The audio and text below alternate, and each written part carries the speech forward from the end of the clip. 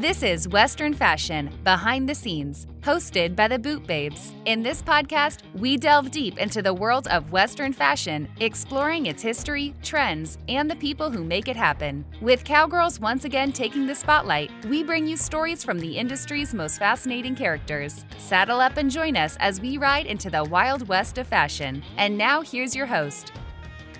Hey everyone, it's Ashley, the Boot Babe, and we are on Western Fashion Behind the Scenes. And today I'm excited because we have Dakota Dawn Johnson. She is the key account manager for Ariat. I'm so excited. Welcome, Dakota. Well, thanks for having me, Ashley. It's great to finally connect and be here with you. It's great to see you. I know we did an episode on the Cowboy Boot podcast earlier, which was so fun. So if you haven't listened to the Cowboy Boot podcast, make sure you go listen to that. That's on Apple, Spotify, anywhere you can get your podcasts. So let's dive right in. Ariat was founded by two women back in 1993, one of which I know is still your CEO, Beth Cross. I know they entered into the industry with the idea to bring athletic shoe technology to riding boots. You got your start with them in 2010, but you were Miss Rodeo Idaho at the time, or Miss Rodeo America. I'm so sorry. USA, right? USA. Miss Rodeo USA. Yeah. So tell us right now what's going on with Ariat as a brand. Yeah. So, it's a really exciting time to be a part of the brand. And when I say part of the brand, not just me like working at Ariat, but to be an end consumer, to be wearing our product, to be one of the product creators, to be one of our retail partners, because Ariat has grown from 1993 when we came out we entered the industry as one of the very first company that had a riding boot with like a tennis shoe sole. That's how people thought of us. That wasn't a leather sole. And now, 30 years later, we are a full-blown company that pretty much can offer you product from head to toe. We have a full footwear line for fashion, Western, and work. We also have that on the apparel side. So it's just a really exciting time to be with the company, to see how far we've come. And actually, at the core of that, what really makes me proud to work at Ariat is that sometimes, when growth happens, and it's happened, even though it's been 30 years, we've grown very quickly, I feel like, in some ways. Sometimes you lose that small town feel that, hey, I know your name within a company. I still know people's names, and they know my name at Ariat, and I know who Beth Cross is, and she knows me. And so being able to keep that small feel and knowing we're dedicated to still providing the value, and we're at our core, we're here to make great product that serves the end consumer, that they can be proud to wear. That's still the mission, even though the assortment has grown tremendously in the past 30 years. How many products do you have right now? Oh, girl, a lot. Like from the sales side. Yeah. Oh, give or take. There's a new apparel launch 4 times a year, and that apparel and denim launch easily can have 1,600 styles in it. And so that's not with our replenishment product either. And then we have footwear. So there's a lot of product. There's a lot of options. And while that can be overwhelming sometimes, the reason we have such a large assortment is because we do provide the opportunity for different types of retail partners. What a workwear store might need is not the same thing that a boutique would need. And so we do make sure to have a really great assortment for both of those type of retailers, and thus having a really large variety of products. So tell me right now, let's talk from a retailer standpoint. If I'm a retailer and I don't retail Ariat yet, can I open an account? Are you opening new accounts? So kind of a mixed question there. So I'm not our credit department, and I can't speak and say, yes, we will open you, but you definitely can submit your credit application. And how it works at Ariat is that you'll submit, say you're interested in being an account, and then you would be put in contact with your rep in whatever territory you're in. And at the time, they're going to have you fill out a credit application, and you're going to work up your first opening order. And those are submitted together. That way, just don't get the cart in front of the horse, if you will, can kind of see where you need to be, that level of business, make sure that we're doing that in a really healthy and responsible way as far as the amount of product you're buying, and set you up for success. So it really kind of boils down to the credit and then what's going on in that territory. But yeah, if you're interested, definitely reach out and submit your application. Yeah. Do you know what an opening order is? That's going to vary depending on the type of account, again, because it might make sense. Sure, work is different than boutique, probably. Yeah. Good to know. Yeah. So if you're already a retailer and you're carrying Ariat already, tell us about some fun things that are coming up as far as brand partnerships go, or how are you supporting your retailers? So it's really cool because at Ariat, I feel like We have the replenishment product that's really going to help our retailers continue to turn stuff. So I think of it as like when you walk in your grocery store, there's always milk and bread on the shelves, right? Milk, bread, and eggs. And so because we have a really great depth in products like that, like our Ariat denim and footwear, we can help have that consistency in our partnership with our retailers, giving them the turn that they want. But then we always have newness coming down the pipe. So I mentioned that, 4 times a year we launch new apparel products, 2 times a year we have new footwear. And so when we have that, there's some opportunity for fun collaborations. In the past, we've done one with Pendleton. Chimayo was a big hit. Right now, we're doing one with Sendero. We've had one with Western Aloha. And we really have gotten to where we try to do that both on the footwear and apparel side. And gosh, those Sendero products, I absolutely love them. If you haven't checked out Sendero before, the collab we did with them was really cool. How do you spell that? Sendero. Okay, cool. And what is it? So you can find them. They've got a really great presence on Instagram. That's where I went to follow them. But they are in West Texas. And so they've got graphic tees, ball caps, and they've expanded and have some other things. But for me, I feel like it's this brand that invites people that are not truly like, I say truly, but like didn't grow up Western necessarily, but they think it's cool. Like it has this really fun vibe to it. But then also really you can see a lot of Western roots in their designs. So I just feel like it's a brand that everybody would want. I mean, we're doing a collaboration with them. I've read the other day, like Joanna Gaines and them have Sendero product in their catalog for Magnolia. So yeah, it's just a really cool collab. Are you guys Ariat in Joanna Gaines' catalog? We are not. Not yet. Not yet. No. Okay. So you have a family. I know that this is a big topic when we talk on Western Fashion Behind the Scenes. And I know you went on the road with your kids, which is an incredible feat as a sales rep for Ariat, pounding the pavement. Tell us the top 3 things you took away from how do you be on the road with your children? Because so many moms want to go on the road. How did they do it?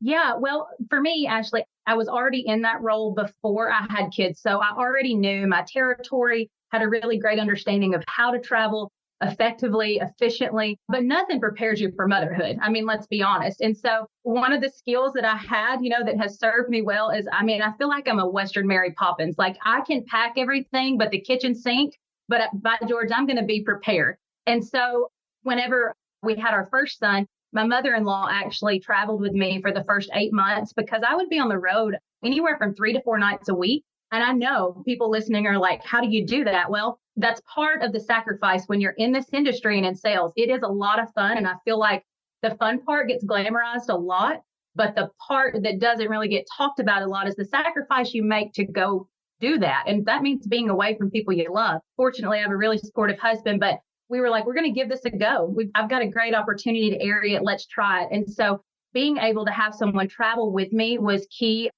Whenever I would book my travel, I would try to make sure that I could find one hotel and then travel out from that same hotel. So my mother-in-law and our son could be there, during the day.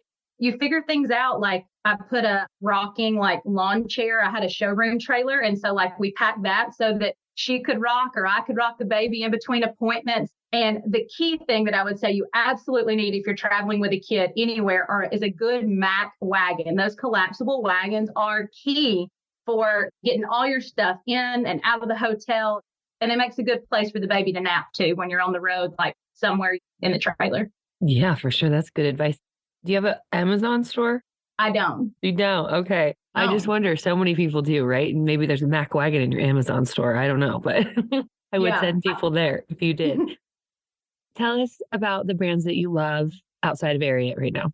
Yeah. So I really love anything like Tasha Palese, Double D. And then I really like being able to shop those. 2 of my favorite retailers that just always have really great selection of product. High Call Outfitters, they're in Great Bend, Kansas, but they're also online. And then Klein Smith's Western Wear in Higginsville, Missouri. So any chance I get to actually go physically shop in their stores, I do, because while I love those 2 brands for having some key pieces that can go with everything, I also love the ability that they carry an assortment to where I can pick up something for my husband, my kids, a friend. They have great gift items. But those 2 brands are something that I really like being able to buy pieces. They're going to last a long time, statement pieces. And then Ashley, there's this brand, it's from Target, but they have basics, like just basic color tees. It's like Ava Viv. that's one of my favorite, just kind of basic everyday tee brands. I love that. Well, that's a good recommendation. I know that you're big into jean fits and jean fitting. Do you have jeans? So while she goes and grabs that, if you're watching this and you want personal styling help from the Boot Babes, make sure you email the Boot Babes at gmail.com and we can help you find a whole new wardrobe, part of a wardrobe. We can enhance your Western wardrobe. We can create a new Western wardrobe for you. We have leather, fur, fringe, all of the brands, all of the things, and all of the people ready to help you. So I know that Dakota is going to be excited because we are going to have her do a style session for us. She doesn't know yet at the NFR. So that'll be exciting. And I'm really grateful that you're here. I'm back. So I wanted to show you first, before I jump into my jeans, I brought my favorite pair of jeans for my husband. Because let's be honest, we're all probably buying something for the guys in our life. Oh, yeah. And it's almost Father's Day and Mother's Day all at the same time. Yes. So yeah, this is the M4 Coltrane jean by Ariat. It's style number 10017511. And it's one of our styles we have on replenishment. So it's like your milk and bread. You can get it all the time. And what I think is really unique and cool about Ariat, because I had to get my husband to transition over. He didn't wear Ariat jeans before we got together. And so one of the first things he noticed about our denim is it's a lot heavier weight. And he's like, it's a lot heavier than what I'm used to wearing. And I'm like, well, that's because our denim is put together with this ring spun technology. So imagine it like a braided rope and how the fibers are twisted together versus a lot of denim, not all, but a lot of denim that is like lighter weight. It's put together with this open cell technology. So more of like, think of the fibers being like cotton candy. You know, they're going to pull apart easier, break down faster than like a braided rope. And so that ring spun denim definitely makes their jeans a little bit heavier, but they're super durable, long lasting. And then the other thing that I just really love about our denim for both men and women is like our inseam. So, you know, our product was designed originally for people to ride in. I mean, it was a performance product. And so they're like the anti-chafe inseams, you know, really keeping that in mind. So whether you're slinging your leg over a horse or you're just walking up and down a sales floor all day, helping customers, I think that that's a really, really great feature. Yeah, anti-chafing anything is a great feature. Yeah. I hate that more than anything. So how many styles of men's jeans do you have? Like, what are the replenishment ones? Yes. So I have a lot of different styles, but let's talk through fit. So our fit system, it's like a number system in our M series. So M series would be on the Western side of the business. And so we go from an M1 to an M7. So have all the numbers in between. And I can actually send you, Ashley, too, so that you can share it like our fit chart, just for people that are curious about that. But an M4 is like our go-to. Like if you've never worn Ariat denim before and you're a guy, I would say try on an M4 because you can get looser or slimmer from there, or you can get more of a stackable boot cut or wider leg opening. But an M4 is just our basic relaxed boot cut, and it's a great place to start. And what is it comparable to? Can you give me like the buckle jean? I mean, good question. You just have to try it out. It's probably not comparable to anything, truthfully, because most men don't have a comparison. They'll say like rock revivals. And I'm like, no, bro, not like rock revivals. And they're like MWZs. No, I'm like, no, it's in between. Yeah. I feel like our M4 is that go-to jean to try, but you're talking about like, okay, is it like an MWZ? Our M1 fit would be the closest thing we have that's going to fit similar to like a 13 MWZ. That's going to be like one end of the spectrum. And then when we go up to our M7, an M7 is the style, like we go M1 through M7 in replenishment styles. We do offer an M8. It's like more of a fashion white label or something. Yeah. So, white label.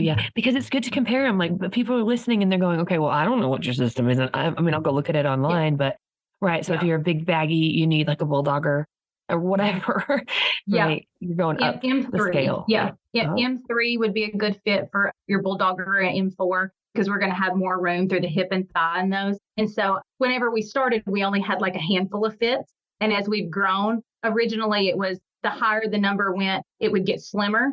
But then because we changed some things as far as just trying to offer more of a fit variety, and we were like, we have an M2, but there's not an M1. How did this happen? So anyway, I've got a file, though, that I'm happy to send you that could really help, with that comparison for our end consumers. Yeah, but for sure we can put that in the show notes. That's awesome. Okay, so let's talk ladies' jeans. Ladies' jeans. Okay. So I mentioned before, like that in men's Western, it's the M series. We also have a workwear line. And so I want to show you just really quickly. I brought one pair. Our workwear line is called Rebar. And I love our ladies workwear too in the Rebar line. And one of my favorite things about it is it has this side pocket on the leg. So it's not like a full-blown carpenter pant, which I love a good carpenter jean. I mean, I had those back when Curl Girl made them, but I just love the detail. It's so handy. You can fit your phone in it. You can fit a pair of pliers in it, like whatever you need there. So, okay, so hold them up. Like, let's see on the side of the leg, like back a little further. Here, okay. Yeah, I just want to see where it's at on the side of the leg. So just like right there where your phone goes, where you would just normally put naturally anything. Cool. Put a pin in there. And what do those run retail? So these are going to be around $59. Okay. And what do the men's run retail? On the men's, on the work side, anywhere from $54.95 up to like the pair I showed you is going to be around $89.95. Okay. And what about regular line, the M series? Yeah, the M series is the 89. These will be the 89 ones. Okay, perfect. Yeah, just giving people an idea. Yeah, absolutely. And then I brought two pairs of the ladies with me. And of course, I have a pair on. But Ariat Denim, like, I feel like we have a fit for every type of body. And ladies, that's so nice. And one of the things we added a few years ago was extended sizing, because in the Western industry, for sure, it's always hard, I feel like, to find product that goes up bigger than like a size 12 in denim. And so I was really excited when we started offering that in both apparel and in denim. But our fits are going to go, we have low rise, mid rise, a perfect rise, and even a high rise. And so this pair I'm going to show you today, this is one of our mid rise trousers in our ultra stretch denim. And so this is just a really great go-to. I know trousers are kind of like all the rage, have been for a few years, but I like this one because it's clean. And these were a lot darker when I first got them, but having that nice ultra stretch denim that's super comfy, great to travel in, but it's in a mid-rise. And so a mid-rise is like a 9-inch. Our perfect rise is a 9.5, and then at a 10-inch for our high rise. Okay. And what's the low rise? So the low rise is going to be 8 3/4. So even though it's a low rise, I would not consider our low rise like a mainstream low rise, but it's definitely a little bit lower there. Okay. And what's your favorite style of denim called? So my favorite style of denim is this perfect rise boot cut that I'm about to show you. So this is just one of our replenishment styles. It's the perfect rise Rosa. So that's our back pocket. And I was a huge fan of the mid-rise before we came out with the perfect rise. And I still have a lot of mid-rise options in my closet. But this perfect rise is literally what it says. It's like the perfect, it just hits you in the right spot. There's no adjusting, when you get on your horse, like it just stays put. So I'm a huge fan of the 9.5-inch perfect rise. And we have some perfect rise trousers as well as some perfect rise flares. And the perfect rise flares would be my favorite as far as a fashion style. Okay. And I think we're going to be able to give a pair of jeans away, right? Yes. I love sharing the gift of denim.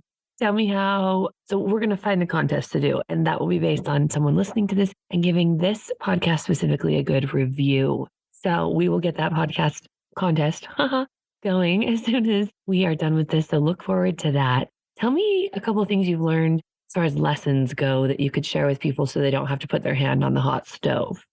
Always be mindful that you're doing more than just selling. Like if you are selling product, think about it in a bigger way. That was just advice I got from someone I really respect in the industry early on. And she just reminded me of like, think about the value, you can provide to them, and don't get hung up on the things that they didn't do. Because let's be honest, I mean, when you're working with people, we all fall short in certain areas, and it's because we're humans and we have life outside of work. So the same person, I feel like I'm throwing a lot of lessons at you right now, Ashley, but just to put it in a little bit more of a context situation, early on, whenever I moved from being a field service merchandiser, that's how I started at Ariat.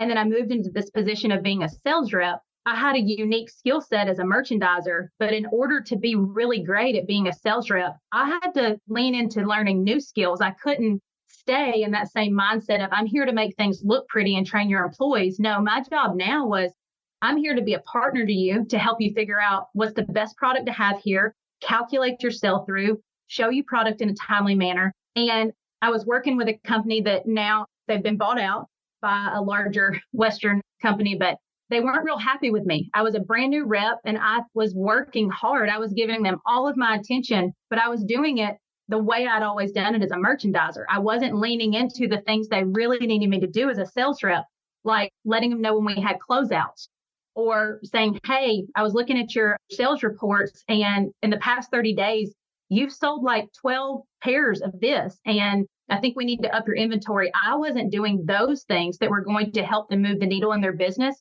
So they didn't have a lot of faith or trust in me. They didn't think I was the best person to be in that job. And it took another rep.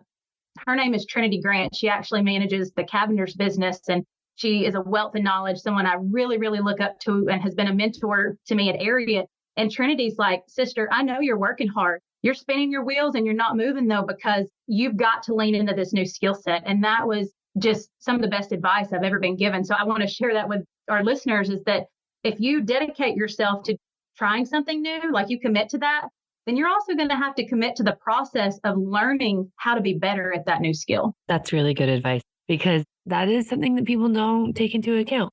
They get frustrated. They wonder why it's not working. And the reality is it's because you're not willing to lean into the uncomfortable part. And the uncomfortable part is where the growth happens. And even though that's not, so thanks for sharing that one. How do you feel about Western fashion influencers in general? Tell me about your experiences with that. Yeah, I think it's been so neat to watch that happen because a few years ago, there wasn't really Western influencers, if you will, or people weren't really leaning into that. And so I think it's like anything else, Ashley. I would never want somebody to say, well, she's just like all those other sales reps, because there's people that really treat what they do like a business. They're super professional. They're showing up. They're serving. They make mistakes, but like they're coming at it from an angle where they're trying their best to do good. And then there's other people who don't take it as serious. And those are the ones, unfortunately, that sometimes get more attention and you get compared to. So I think there are some incredible influencers out there. And being someone that I'm in sales and I work with retail partners. And a lot of times it's like, hey, we have these marketing budgets.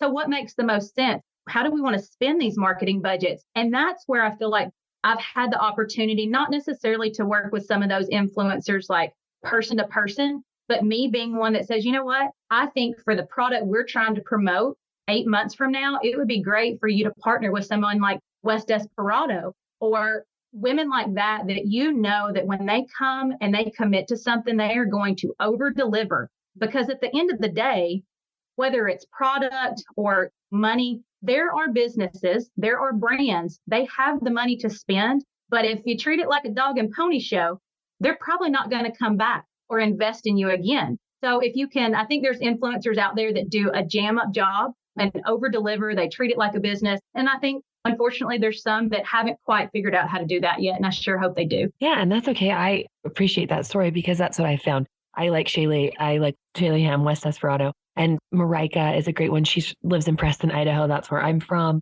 I still have my place there. So there's some really good. Kenzie Calvert is a girl that works. She's been interning and working with us at the Boot Babes. She's become one of the greatest partners. And she does like story takeovers. But there are some girls like we've had some things happen where what do you do when something bad happens? And I think that's something we should address. So what happens when something bad happens? How should someone deal with it? Or should you just try to prevent that by having really clear expectations? Yes. Okay. Yeah. But if you can't and it doesn't work that way, what do you do? Well, I guess there's multiple ways we could look at this, but I just think as a blanket answer, regardless of if it's a retailer that's partnering with a Western influencer or a brand that's wanting to partner, or just like you and me, like, hey, let's try collaboration to share our podcast or whatever. I think clear expectations up front is crucial. It's a responsibility that both parties have, and really setting those clear expectations at the beginning and then being honest. Sometimes what I might consider just being like, well, yeah, they can pop on and do this for me or whatever. That may not be in their wheelhouse. It may not be a skill that they're super comfortable with. So first off, clear expectations. And then typically there are warning signs if things are headed south, I feel like.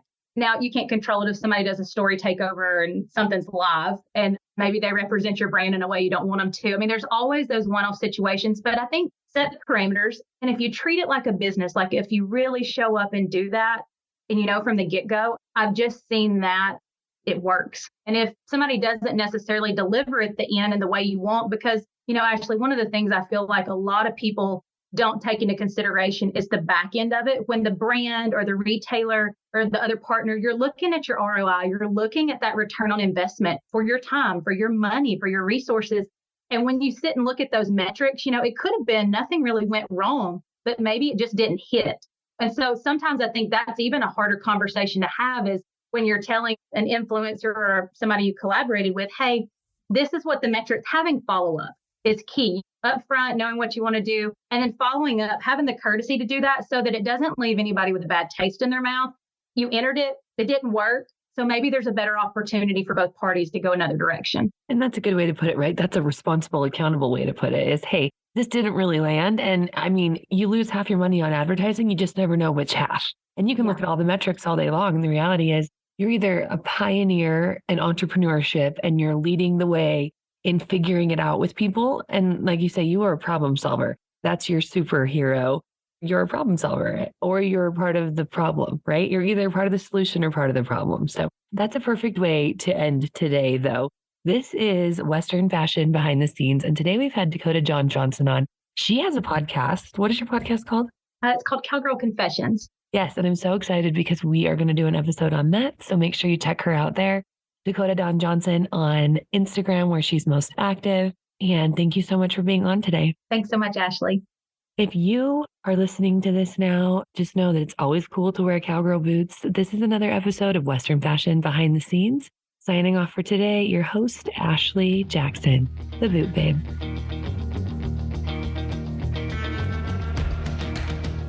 Thank you for listening to Western Fashion Behind the Scenes, hosted by the Boot Babes. If you want to stay up to date with the latest in Western fashion, make sure to subscribe to our show and follow us on social media. We'd love to hear your feedback and suggestions for future episodes, so feel free to reach out. Until next time, keep rocking those cowboy boots.